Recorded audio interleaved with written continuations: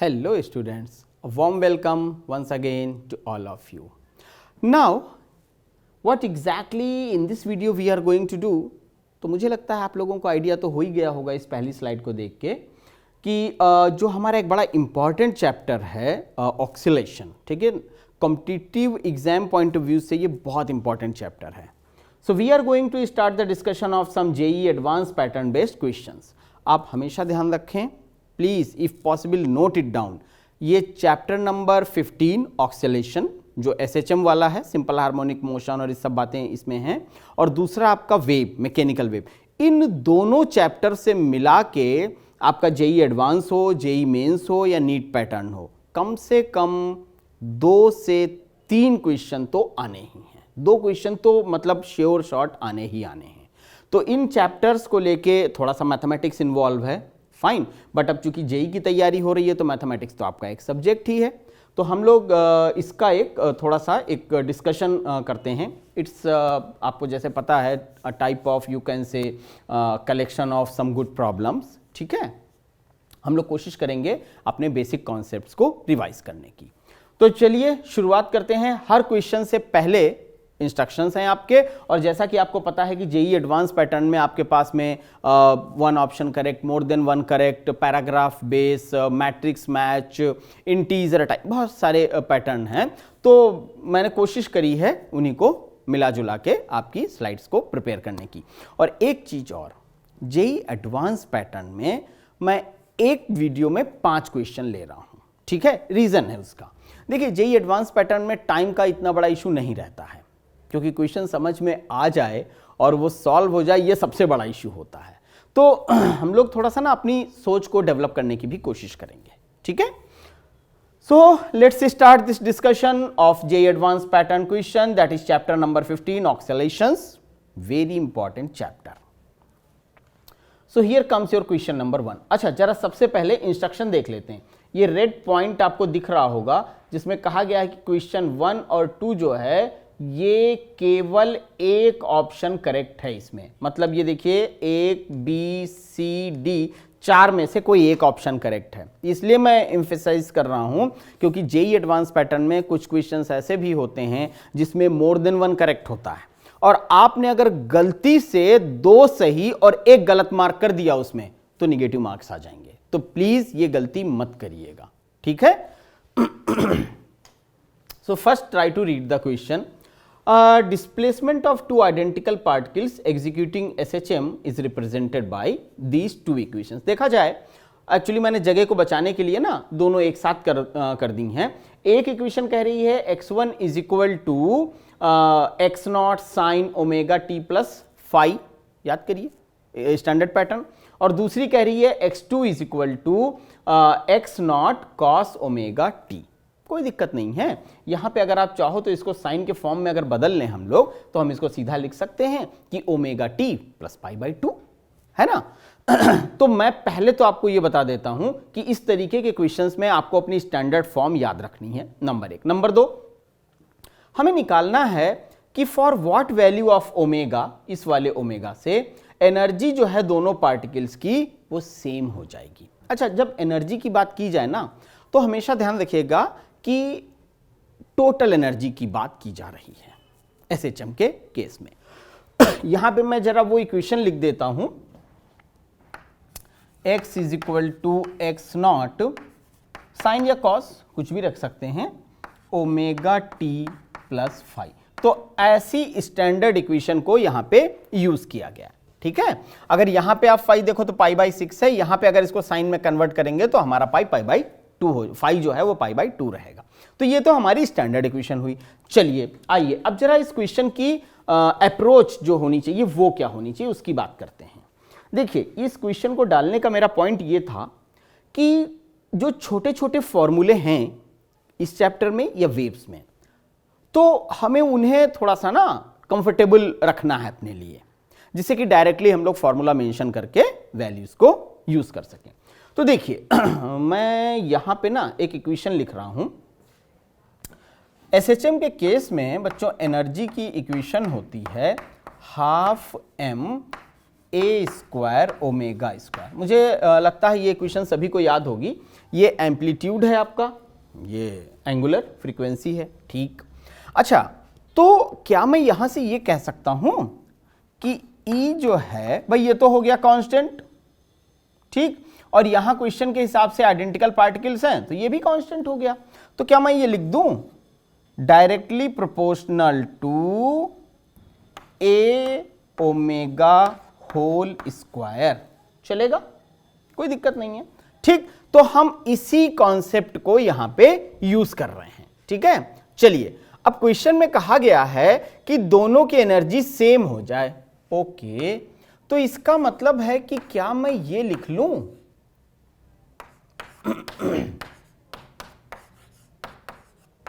मुझे लगता है आप लोगों को कोई दिक्कत नहीं होनी चाहिए इस एक्सप्रेशन से।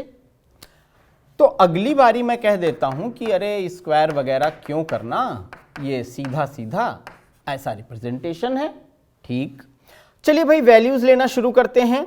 तो आप ध्यान से देखिए, तो a1 की वैल्यू मैं कोशिश कर रहा हूं कि पास में ही रहूं, 4 है यहां पे, फाइन, 4 रख लिया। ओमेगा 1 की वैल्यू मुझे यहां साफ साफ दिख रही है, 10 है, वेरी गुड। अच्छा, a2 की वैल्यू कितनी है, 5 है, और ओमेगा वही तो मुझे निकालना है, ठीक है। तो भाई ओमेगा 2 अब साफ साफ मुझे पता चला कि 4 × 2 बराबर 8 यूनिट्स, आंसर आ गया, ठीक। तो अब जब मैं इसको कंपेयर करूंगा तो मैं सीधे सीधे कहूंगा कि भाई डी जो है वो मेरा करेक्ट ऑप्शन है, ठीक। बहुत ही फंडामेंटल क्वेश्चन जो सिर्फ ये देखना चाह रहा है कि क्या आपने अपने जो एकदम बेसिक से कॉन्सेप्ट्स हैं उनको ब्रश अप किया हुआ है या नहीं। सिंपल, चलें आगे।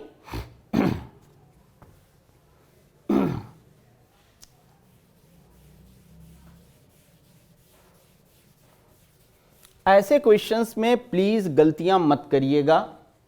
बेसिक फार्मूलों की चाहे एक लिस्ट बना लीजिए आप लोग, और उसको जब टाइम मिले कभी तो अपना खाते पीते पलट लिया, जिससे कि वो रिफ्रेश रहे ब्रेन में आपके, ठीक है। अब मान लीजिए इस क्वेश्चन में आपको फार्मूला याद ना आए, अब आप क्या करोगे, आप ड्राइव करना शुरू करोगे, कितना टाइम खराब होगा आपका। और अब एक चीज और ध्यान रखो, अब सारे एग्जाम आपके कंप्यूटर बेस हैं, तो कंप्यूटर पे पढ़ना, उसके बाद पेपर पे सॉल्व करना, यहां जब ये आंखें इस तरह चलती हैं ना, हेडेक हो जाता है थोड़ी देर में।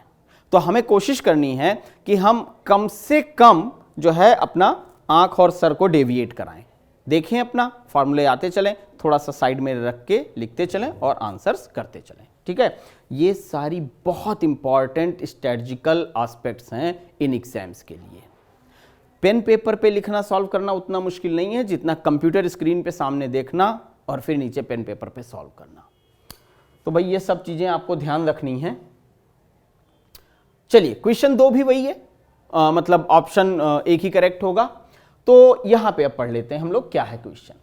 एक एक्यूरेट पेंडुलम क्लॉक है, एक्यूरेट मतलब ठीक है, उसमें कोई कमी नहीं है, जो कि mounted on ground floor of a high rise building, ठीक है, 10, 20, 50 फ्लोर की बिल्डिंग है। How much time will it lose or gain in one day if it is transfer to top story of a building, जो कि 200 metre की ऊंचाई पे है ग्राउंड फ्लोर के कंपैरिजन में। जानते हैं क्या कहा गया है, 2 कॉन्सेप्ट कंबाइन किए गए हैं। कैसे, चलिए दिखा देता हूं, और इसीलिए मैंने इस क्वेश्चन को पिक किया, बड़ा ब्यूटीफुल सा क्वेश्चन है। T = 2 पाई √L/G, ये तो हमारा बेसिक फॉर्मूला है ना। अब आप कहोगे सर क्यों लिख रहे हो, इसलिए लिख रहा हूं कि अगर हम लोग प्रैक्टिस के टाइम पे बेसिक फॉर्मूले लिख लिख के प्रैक्टिस करें तो हमारे को फिर हाथ हमारा सेट हो जाता है, सो डिफिकल्टी नहीं आती है क्वेश्चंस को सॉल्व करने में, ठीक। अच्छा देखिए, हम उसको ग्राउंड फ्लोर पे रखें या 200 मीटर या 400 मीटर ऊपर शिफ्ट कर दें, इसके ऊपर तो कोई फर्क पड़ने वाला है नहीं, और भाई ये तो खैर है ही है यूनिवर्सल चीज। तो क्या मैं ये कह दूं, नहीं ये नहीं कहूंगा, मैं कहूंगा ये, मानेंगे आप। एक्चुअली कहा यह गया है कि जैसे जैसे हम अर्थ की सरफेस से ऊपर चलना शुरू करेंगे तो acceleration due to gravity G की वैल्यू कम होती जाएगी। हाँ ठीक है, तो वो कॉन्सेप्ट डाला है कि बताओ अगर घड़ी जमीन पे सिंपल पेंडुलम वाली मतलब ग्राउंड फ्लोर पे टाइम दे रही है करेक्ट, तो 200 मीटर ऊपर अगर उसको हम लेके जाते हैं तो क्यों इनकरेक्ट देगी? तो भाई इनकरेक्ट तो देगी वो, क्योंकि जी की वैल्यू चेंज हो जाएगी। आप कहोगे सर 200 मीटर पे कौन बहुत चेंज आएगा? हमें ये नहीं देखना है, ये एक्सपेरिमेंटल एस्पेक्ट्स हैं। 0.0000 का भी डिफरेंस आया तो वो भी हमें कंसीडर करना है। ठीक, तो चलिए फॉर्मूला तो हमने ये वाला डालना है, फाइन। अच्छा, अब जरा इस फॉर्मूले में ना थोड़ा सा हम लोग इसका मेकअप कर देते हैं जिससे कि ये देखने में खूबसूरत लगे। जानते हैं क्यों? देखिए, ग्राउंड फ्लोर पे मेरे लिए फॉर्मूला करेक्ट होगा ये वाला जो व्हाइट कलर से मैंने लिख दिया। 200 मीटर ऊपर बच्चों यही फॉर्मूला बन जाएगा जो कि इक्वेशन नंबर 2 है। तो बेसिकली हमें इक्वेशन 1 और 2 का रिलेशन देखना है। अरे रिलेशन में क्या देखना है? हमें बेसिकली जी प्राइम जो है उसका रिलेशन जी के टर्म में निकालना है। जरा एक बार और पढ़ लेते हैं।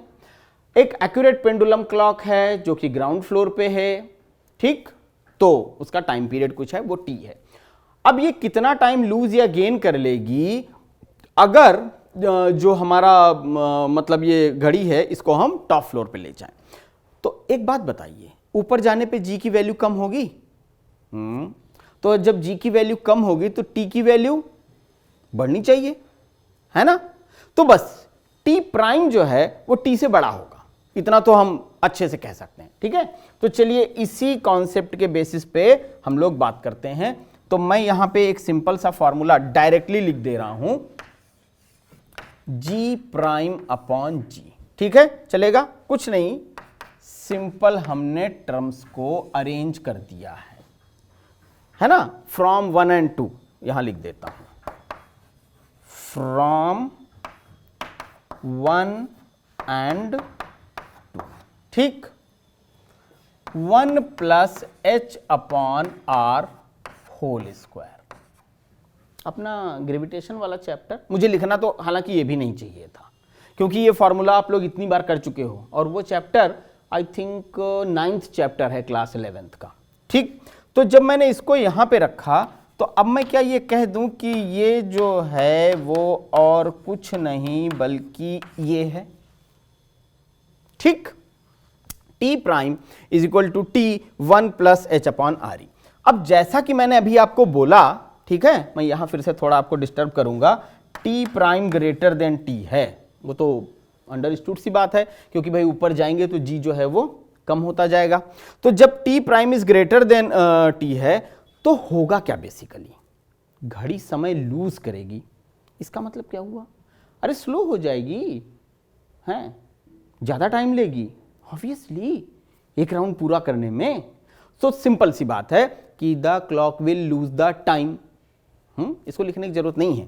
The clock will lose the time, तो डेल्टा टी मान लीजिए वो टाइम है, तो क्या मैं उसको ये लिख सकता हूं? है ना भाई, टी प्राइम में से मैं टी घटाऊं तो जो छोटा सा टाइम आएगा वो डेल्टा टी ही तो आएगा। तो बच्चों ये बराबर हो जाएगा T into H by R के। एक सिंपल सा अप्रॉक्सीमेशन हमने कर लिया। ठीक, चलिए वैल्यूज रख देते हैं, nearly T H upon R. अच्छा, अब जरा एक चीज बताइए, एच की वैल्यू आपको पता है, आर की वैल्यू कितनी होगी? 6400 into 1000, 6.4 into 10 to the power 6। Fine. So और टी की वैल्यू कितनी आ जाएगी? तो देखिए, एक दिन में लूज करने की बात है तो एक दिन में 24 घंटे हो गए, हर घंटे में 60 मिनट हो गए, और हर मिनट के 60 सेकंड हो गए। ठीक, तो 24 वो मल्टीप्लाई कर दीजिए। तो कुछ नहीं, मैं सिंपली कहता हूं कि after putting the values of all these parameters, ठीक है, तो जो डेल्टा टी आएगा रफली कैलकुलेट करने के बाद में वो आएगा 2.7 सेकेंड्स। ठीक है, सो डेल्टा टी जो है 2.7 सेकेंड्स आएगा। ठीक, तो उस हिसाब से अगर मैं देखूं तो आंसर आपका आ गया सीधा सीधा बी। इस क्वेश्चन को और कंफ्यूजिंग बना सकते थे अगर ये कह देते द क्लॉक विल गेन 2.7 और लूज दोनों। हालांकि बहुत सिंपल सा एस्पेक्ट है, वो आपको पता है कि ऊपर जाने पे जी घटेगा तो टी बढ़ेगा। अच्छा देखिए साइंटिफिकली कितना अच्छा फंडामेंटल कॉन्सेप्ट है। आप ऊपर बैठ के नीचे वाले को ये बोल सकते हो कि अभी तुम्हारी घड़ी में इतना बजा है लेकिन मेरी घड़ी 2.7 सेकंड्स अभी पीछे है ना। So see the beauty of physics. You are correct in your reference frame and the person who is on the ground floor is correct in his reference frame। ठीक है ना, आप गलत हैं ना वो गलत है। गलत कौन है? गलत वो है जो इसको समझ नहीं रहा है। ठीक, चलिए अगले कॉन्सेप्ट पे चलते हैं। एक्चुअली मैंने नोटिस किया कि इस पर्टिकुलर चैप्टर में सिंपल पेंडुलम को लेके काफ़ी सारे कॉन्सेप्ट्स पूछे जाते रहते हैं, तो मैंने भी कोशिश करी कि ज़रा सिंपल पेंडुलम से रिलेटेड चीज़ों को पिक किया जाए। आइए, एक डेरिवेशन मैंने आपको करवाई है जब मैं पढ़ा रहा था इस टॉपिक को, कि सिंपल पेंडुलम मैंने दिखाया भी था, अगर आपको याद हो, एक ब्लू कलर की स्ट्रिंग है और ग्रीन कलर का बॉल है, वो इंस्ट्रूमेंट मैं हमेशा यूज़ करता हूँ। तो वहाँ पे t इक्वल टू 2π√L/g जो है वो तब करेक्ट है जब एंगल थीटा छोटा है। याद करिए, अगर थीटा छोटा होता है तो साइन थीटा को थीटा लिखते हैं, लेकिन अगर थीटा की वैल्यू ज़्यादा हो, है ना, 15, 20, 25, 30 डिग्री हो, तब उसके लिए मैंने एक अलग फार्मूला आपको समझाया था। तो उस टाइप के कॉन्सेप्ट को भी मैंने इनकॉर्पोरेट करने की कोशिश की है। आइए देखते हैं क्वेश्चन नंबर 3। तो सबसे पहली बात तो भाई देख लीजिए कि क्वेश्चन 3 में इंस्ट्रक्शन क्या लिखा है। ठीक, अच्छा अब यहां एक चीज जरा मैं बार बार बताता हूं, लेकिन पता नहीं आप लोग ध्यान देते नहीं, मैं फिर से बता रहा हूं। इस टाइप के क्वेश्चन जब जेईई एडवांस लेवल में आते हैं, so let's say A, C and D, ये 3 करेक्ट हैं, ए, सी, डी।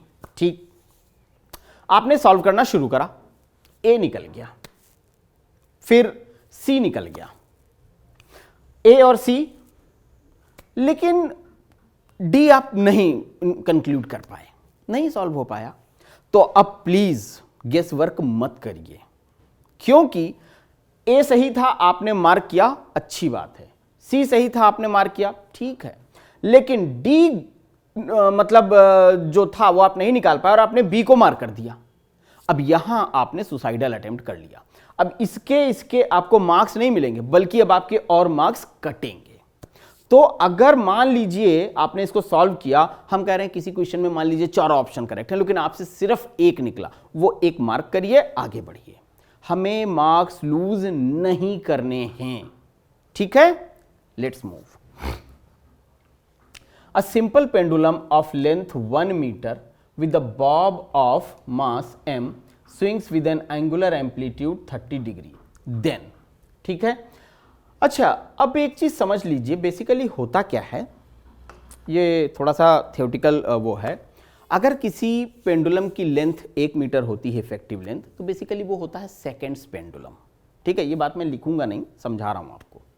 सेकेंड पेंडुलम का सेकेंड्स पेंडुलम का मतलब होता है कि उसका टाइम पीरियड 2 सेकेंड होगा, ठीक। यानी कि टाइम पीरियड 2 सेकेंड और लेंथ उसकी 1 मीटर। ये कब होगी? जब वो सेकेंड्स पेंडुलम होगा, फाइन। लेकिन अब हम लोग एक चीज यहां पे जरा ध्यान से देखें, जो स्विंग है उसका एंगुलर एम्पलीट्यूड 30 डिग्री का है, और जो मैं आपको सेकेंड पेंडुलम्स बता रहा हूं वो तब सही होता है जब थीटा की वैल्यू 5, 7, 8 डिग्री होती है। तो अब ये सेकेंड पेंडुलम तो रहा नहीं, ठीक, ये कुछ और ही बन गया है। अब ये जो कुछ और बन गया है उसके कारण मुझे इसको देखना। अब सोचिए अगर आपने इस छोटी सी बात को मिस कर दिया, या जब मैं पढ़ा रहा था उस वक्त जो मैंने बोला था कि थीटा शुड बी स्मॉल और आपने इधर से सुना इधर से निकाल दिया, तो सोच लीजिए कि विद माइनस मार्क्स आप आगे बढ़ेंगे। तो छोटी से छोटी बात भी हमें बहुत ध्यान से सोचनी है, ठीक। चलिए निकालते हैं इसका वो। तो पहला जो मैंने आपको रखा वो मैं नहीं लिखूंगा कि सेकेंड पेंडुलम है, टाइम पीरियड 2 सेकेंड होना चाहिए और उसका लेंथ 1 मीटर है, ठीक, सिंपल सा मैं ये कह रहा हूं, ये जो रेड कलर से मैं मार्क कर रहा हूं ना, देख रहे हैं आप, इसके कारण ये सेकेंड्स पेंडुलम नहीं रहेगा। फाइन, ना रहे सेकेंड्स पेंडुलम, तो इसका मतलब है कि t बराबर 2 सेकेंड्स नहीं है ना, मतलब नॉट। कंफर्टेबल? ये चीज थोड़ा सा आपको अपने ब्रेन में रखनी है। तो उसका मतलब ये हो गया कि मैं इस ए ऑप्शन को कट कर देता हूं, जल्दी से मैं हट गया।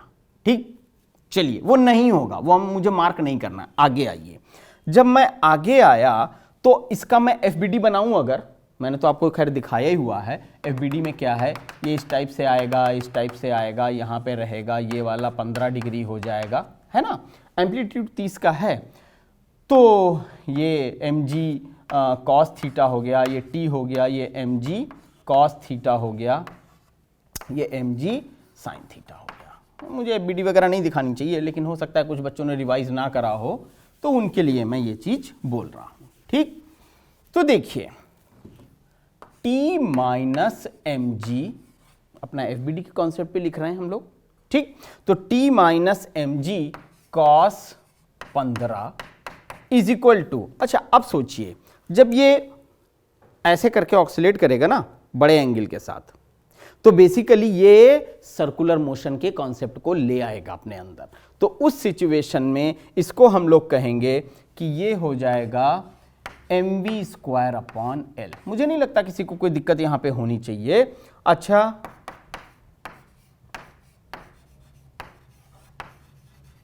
ठीक, आपके सामने है जो कुछ है, और यहां मैं लिख रहा हूं, मुझे लगता है इतना तो एक फ्रेम में आ जाएगा, अदरवाइज फिलहाल इसको देख लीजिए, वो आपके वीडियो की एक रिकॉर्डिंग का वो बन जाएगा। ठीक, एंड अब टेंजेंशियल एक्सेलरेशन की भी बात करेंगे। सोचिए ऐसे चल रहा है, ठीक, तो टेंजेंशियल एक्सेलरेशन जब मैं देखूंगा तो मैं कहूंगा कि जी ये तो g sin 15 डिग्री हो जाएगा, और ये करेगा क्या, ये rate of speed will change. ठीक, तो आइए अब जरा ऑप्शंस पढ़ते हैं। Tension in the string is greater than mg cos 15। देखिए मैंने साफ साफ यहां पे लिख रखा है। ठीक, प्लीज इसको देखिए, फिर मैं रिक्वेस्ट करूंगा इसको देखिए। ठीक, तो इसका मतलब है श्रीमान बी करेक्ट है। Rate of change of speed at angular displacement 15 degree is G sine, आपके सामने रखा हुआ है।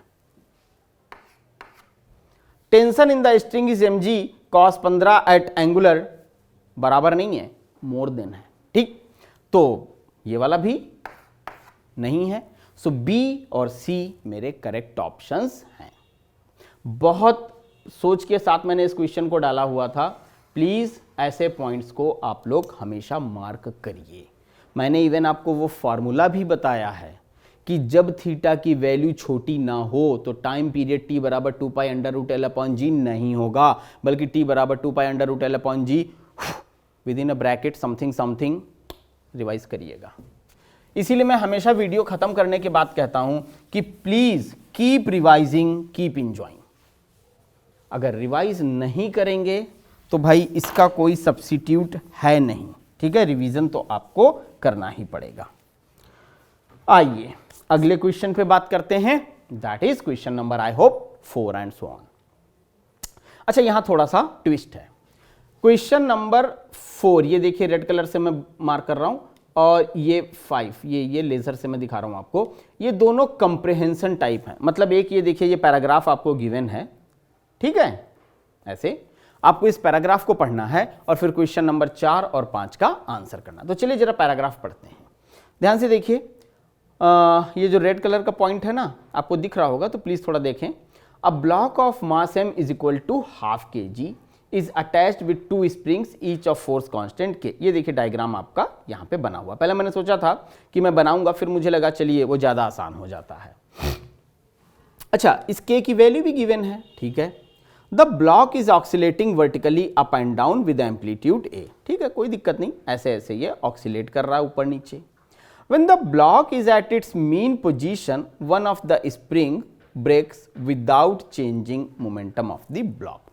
ये मेन पोजीशन पे कहीं यहां था, तो एक स्प्रिंग टूट गई मान लीजिए। तो अब आपको without changing momentum of the block, ये फैक्ट गिवन है। अब चलते हैं हम लोग क्वेश्चन पे। ये एक्सप्लेनेशन, ये पैसेज आपकी वीडियो का पार्ट हो चुका है, कुछ नहीं समझना था वो मैंने बता दिया है। जरूरत पड़े आप फिर से चला के देख लीजिए, रोक के समझ लीजिए। Let's move for the question interrogation, that is question number 4। What is the new amplitude of oscillation of the block? What is the new amplitude of oscillation of the block? New मतलब जब वो टूट गया, ठीक। अच्छा, तो चलिए इसको पहले सॉल्व किया जाए, इसको हम लोग पहले से सॉल्व करते हैं, ठीक है।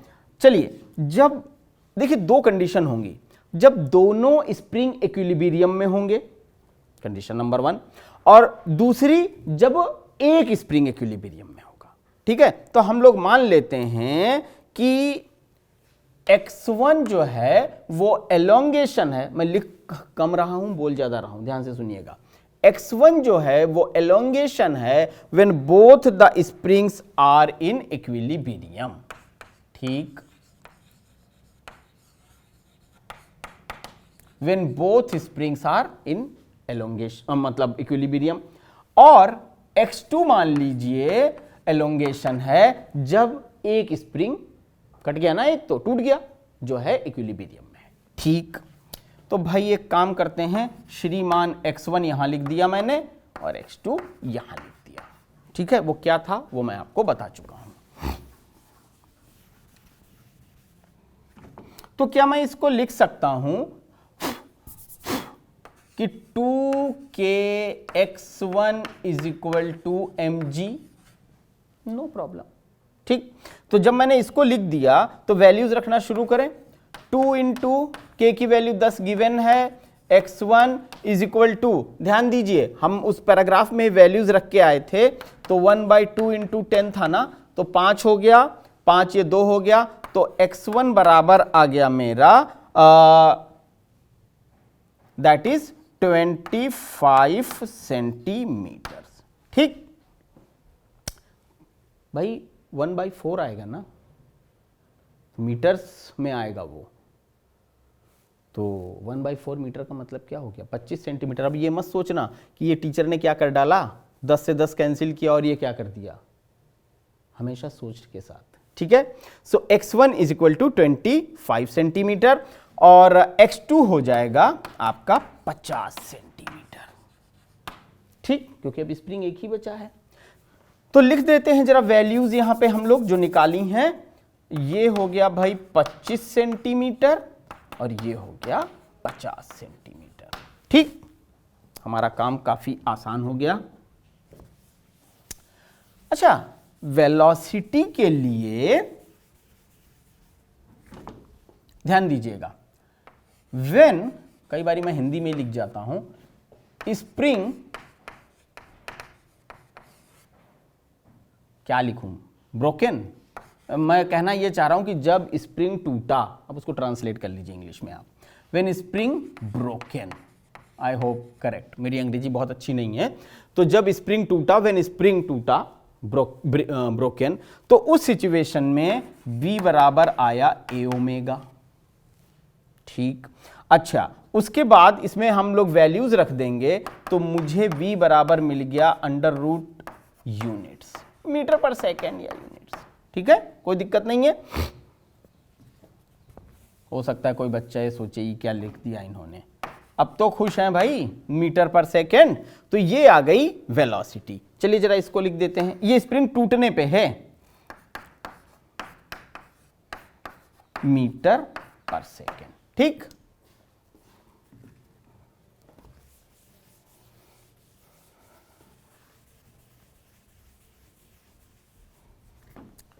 अगला पॉइंट मैं यहां लिख रहा हूं, एक्चुअली मैं इससे दूर नहीं जाना चाह रहा हूं, फॉर सिंगल मास, ठीक। सिंगल मास का मतलब हो गया, अब आप में से बहुत सारे लोग सोच रहे होंगे सर क्या आप सिंपल सिंपल फॉर्मूले रख रहे हो, सीधा सीधा कैलकुलेट करके बता दो। भाई कई बारी ना बेसिक रिजल्ट्स जो है लिख के करना अच्छा रहता है, तो तो ये मेरे को ओमेगा मिल गया। फॉर्मूला क्या सिखाया था मैंने आप लोगों को, याद करिए जरा। तो फॉर्मूला था v बराबर ओमेगा अंडर रूट ए स्क्वायर माइनस एक्स स्क्वायर। ठीक, इसकी वैल्यू है, इसकी वैल्यू ये रही। ठीक, और a की जगह यहां पे अगर मैं a1 रख दूं, इसको a2 कर दूं, तो a2 की वैल्यू है 0.25 और ये a मेरा निकल जाएगा। या मैं ऐसे कह सकता हूं कि x की वैल्यू भी मेरे पास है। ठीक, तो स्क्वायर स्क्वायर करके जब मैं सॉल्व करूंगा ऑन सॉल्विंग, अब मैं उतने उसमें नहीं जा रहा हूं क्योंकि सब कुछ तो मैंने बता ही दिया है। तो ये x बराबर जो आएगा ये 43 पॉइंट नहीं, सॉरी x तो गिवन ही है, a बराबर x तो गिवन ही है, निकाल ही लिया हम लोगों ने 0.25 मीटर्स। a बराबर आएगा 43 सेंटीमीटर। सॉल्व करिएगा, ये वैल्यू आती है। तो उसके हिसाब से अगर मैं देखूं तो b जो है वो मेरा करेक्ट ऑप्शन है। इस पर्टिकुलर क्वेश्चन में बहुत सारे बच्चों को ये लग रहा होगा कि एक्चुअली करा क्या है इसमें। तो देखिए, स्टेप बाय स्टेप मैंने आपको सॉल्यूशन दिया है। अगर किसी को कोई दिक्कत होती है तो प्लीज इस सॉल्यूशन को एक दो बार वीडियो को रोक रोक के पॉज कर करके देख लीजिए। आई एम श्योर आपको ये चीज समझ में आ जाएगी। ठीक, आइए अगले 5वें क्वेश्चन पे चलते हैं। बड़ा सिंपल सा क्वेश्चन है। अब इसमें उसी पैराग्राफ के बेस पे क्वेश्चन की बात की गई है ना। ठीक है, क्या कह रहा है, अगर जो है instead of breaking one spring है ना, m/2 mass would have fallen from the block. अब क्या हुआ, स्प्रिंग नहीं टूटा, वो जो मास लगा था ना वो गिर गया, बेचारा नीचे गिर गया। Then what will be new amplitude. तो एक्चुअली जब वो नीचे गिरेगा ना तो थोड़ी देर तक तो स्प्रिंग ऐसे चलेगा ही, है ना, क्योंकि वो नीचे गिरा है तो वर्क किया उसने, उसके बाद रुक जाएगा। तो जैसे ही वो गिरा उसी टाइम पे उसका एम्पलीट्यूड कितना होगा ये मुझे पता करना है। ठीक है, तो चलिए मान लेते हैं, यहां लिख देता हूं x1 x2 लिया था ना, late x3 is the elongation. आप लोग चाहें तो x y z कुछ भी रख लीजिएगा, लेकिन चूंकि मैं उस क्वेश्चन को इसमें ही ले रहा हूं, फाइन।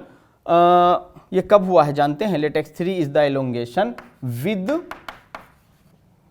Both springs. ठीक, चलिए भाई लगा देते हैं फॉर्मूला।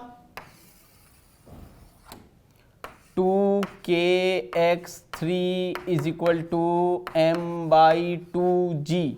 बहुत सारे बच्चे सोच रहे होंगे सर क्यों लिख रहे हो, ये सब तो हमें पता ही है। कोई बात नहीं, वैल्यूज वगैरह हमने रख दी। तो x3 बराबर मुझे मिल गया 12.5 सेंटीमीटर आफ्टर पुटिंग वैल्यूज। भाई मुझे तो सब बच्चों का ध्यान रखना है ना। तो ये मेरा x3 आ गया। फिर से वही फॉर्मूला 2k अपॉन m/2। बच्चों इस बार सॉल्व करेंगे तो ये मुझे मिलेगा अंडर रूट 80 यूनिट्स। वैल्यूज सारी गिवन है, मैं बार बार वापस पैसेज पे नहीं जा रहा हूं, तो कंफ्यूज मत करिएगा। अगर आपको वैल्यूज मतलब ना याद आए तो 2 स्लाइड बैक ले लीजिएगा, आप वीडियो को थोड़ा पीछे कर लीजिएगा। अभी खत्म करने के बाद मैं एक बार फिर से वहीं पे स्लाइड को रोक दूंगा। ठीक है, तो ये आपका ओमेगा आ जाएगा। अब फिर से वही फॉर्मूला हमें डालना है भाई, सॉरी ओमेगा स्क्वायर ब्रैकेट में डाला भाई हमने a square minus x square. Solve कर लीजिए तो इस बार a की वैल्यू जो है वो लगभग 21 सेंटीमीटर आ जाएगी। वैल्यू सारी आपके पास ही हैं, v भी है, ओमेगा भी है और ये सारी। तो आप इसको सॉल्व करेंगे तो उस पॉइंट ऑफ व्यू से अगर मैं देखूं तो a जो है मेरा वो करेक्ट ऑप्शन है। कुछ बच्चों के डाटा इसमें मिस करेंगे तो उनके लिए मैं बता देता हूं कि आपको 1 सेकेंड रुकिएगा। ये रहा आपका मटेरियल। ठीक है, देखिएगा, नोट करिएगा वैल्यूज को, और जो मैंने सॉल्यूशंस दिए हैं वीडियो आगे चला के उन्हें देख लीजिएगा। So this was the discussion of 5 questions based upon this oscillation chapter. Soon I'll come back with some more questions from this chapter. Till then, take care of yourself. Have a nice time.